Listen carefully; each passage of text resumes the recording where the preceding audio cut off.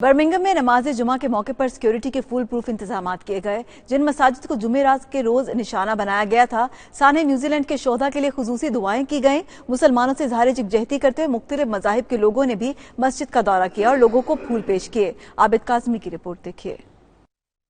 Birmingham میں نماز جمعہ کے دوران سیکورٹی ہائی الرٹ رہی۔ مساجد کے باہر پولیس تعینات کی گئی جبکہ کیمروں کے ذریعے بھی نگرانی کی گئی۔ نماز جمعہ کے دوران برمنگھم کے علاقے آرڈنگٹن سلیڈ روڈ پر شر پسندوں کے حملے سے متاثرہ گلبہار شریف مسجد میں مسلمانوں سے اظہار یکجہتی کے لیے مظاہرہ کیا گیا۔ مسلم کمیونٹی کی طرف سے پولیس کے تعاون پر اطمینان کا اظہار کیا گیا۔ برمنگھم کی جامعہ سینٹرل مسجد کے باہر مسلم کمیونٹی سے بھرپور اظہار یکجہتی کا اہتمام کیا گیا، جس سے chief constable West Midlands David Thompson نے خصوصی خطاب کیا۔ اس موقع پر ان کا کہنا تھا کہ چند شر پسند عناصر نے برمنگھم کی مختلف مساجد پر حملے کر کے کمیونٹی کو تقسیم کرنے کی کوشش کی ہے۔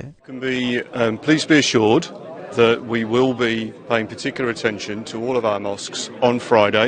We absolutely understand the importance of Friday prayer and we will be stepping up our patrols tomorrow. Our reassurance patrols are to continue every day, but with particular attention to Fridays because of the importance that Friday means. But our patrols will continue every day until further notice. اس موقع پر leader of Birmingham city even award کا کہنا تھا کہ مسلم community اپنے معمول کے کام کاج جاری رکھے اور مشکل کی اس گھڑی میں برمنگھم سٹی کونسل مکمل تعاون اور اظہار یکجہتی کرتی ہے۔ سابق لارڈ میئر کونسلر شفیق شاہ نے مساجد کو سیکورٹی مہیا کرنے پر مڈ لینڈز پولیس کا شکریہ ادا کیا۔ یہ لوگ جو اس طرح کی حرکتیں کریں ان کا مقصد یہی ہے کہ کمیونٹیز میں نفرت پھیلائی جائے، لیکن الحمدللہ برمنگھم کی تمام کمیونٹیز یونائٹڈ ہیں اور ہم انتہائی مشکور ہیں ویسٹ مڈ لینڈز پولیس کا کہ جو مسجدوں کو کافی تحفظ پہنچا رہے ہیں۔ آج جمعہ کا دن ہے تو تقریباً تمام مسجدوں کے بعد پولیس آفیسرز موجود ہیں۔